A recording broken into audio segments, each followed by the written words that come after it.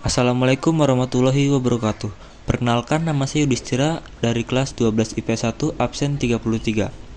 Di sini saya akan menjelaskan tentang sistem dan struktur politik dan ekonomi Indonesia pada masa demokrasi terpimpin tahun 1959 sampai dengan 1965. Yang akan saya bahas pada kali ini terutama pada sub B, yaitu perkembangan ekonomi pada masa demokrasi terpimpin. Yang pertama, saya akan membahas tentang perkembangan ekonomi masa demokrasi terpimpin.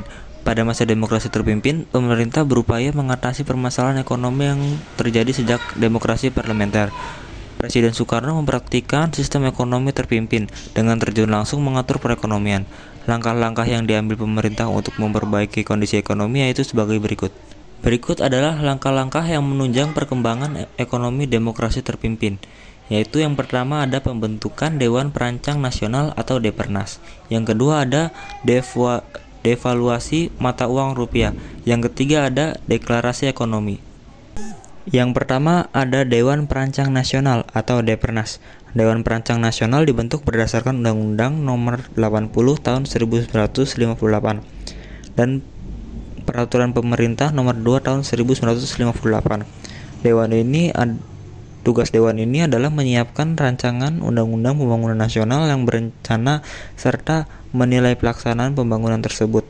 Dewan ini diketuai langsung oleh Muhammad Yamin dengan 50 anggota.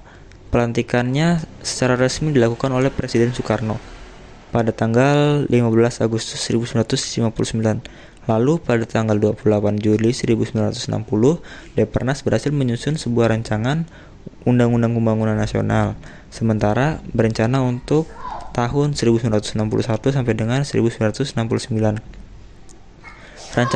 Rancangan undang-undang tersebut disetujui oleh MPRS dan ditetapkan dalam TAP MPRS Nomor 2 Tahun 1960.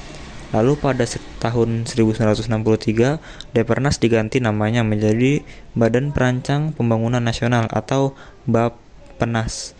Ketuanya dijabat secara langsung oleh Presiden Soekarno.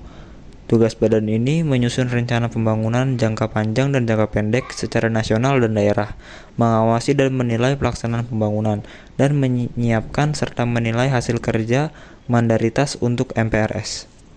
Lalu yang kedua ada devaluasi mata uang rupiah. Pada tanggal 24 Agustus tahun 1959, pemerintah mendevaluasi atau menurunkan nilai mata uang 1.000 dan 500 menjadi 100 dan 50. Pemerintah juga melakukan pembekuan terhadap semua simpanan di bank-bank yang melebihi jumlah 25.000. Tujuan kebijakan devaluasi dan pembekuan simpanan ini adalah untuk mengurangi banyaknya uang yang beredar demi kepentingan perbaikan keuangan dan perekonomian negara. Dan yang terakhir ada deklarasi ekonomi. Pada tanggal 28 Maret tahun 1963, Presiden Soekarno menyampaikan deklarasi ekonomi atau nama lainnya yaitu DEKON di Jakarta. DEKON merupakan strategi dasar dalam ekonomi terpimpin. Tujuan utama DEKON adalah untuk menciptakan ekonomi nasional yang bersifat demokratis dan bebas dari imperialisme untuk mencapai kemajuan ekonomi. Mengingat tidak mudah untuk mendapatkan bantuan dari luar negeri, maka pemerintah Indonesia menyatakan bahwa ekonomi Indonesia berpegang pada sistem ekonomi berdikari atau nama lainnya yaitu berdiri di atas kaki sendiri. Pada bulan September tahun 1963, Presiden Soekarno menunda pelaksanaan DEKON dengan alasan sedang berkonsentrasi pada konfrontasi dengan Malaysia. Upaya-upaya perbaikan ekonomi yang dilakukan pemerintah pada masa demokrasi terpimpin tidak menunjukkan hasil yang menggembirakan.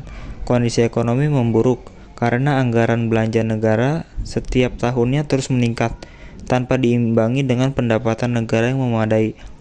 Salah satu penyebabnya membengkaknya anggaran belanja tersebut adalah pembangunan proyek-proyek mercusuar yang lebih bersifat politis. Akibatnya ekonomi makin memburuk, harga proyek harga barang-barang naik mencapai 200 hingga 300% pada tahun 1965, sehingga pemerintah mengeluarkan kebijakan bahwa pecahan mata uang 1000 uang lama digantikan dengan 1 rupiah uang baru. Sekian video presentasi dari saya, kurang lebihnya mohon maaf. Billahi taufik wal hidayah. Wassalamualaikum warahmatullahi wabarakatuh.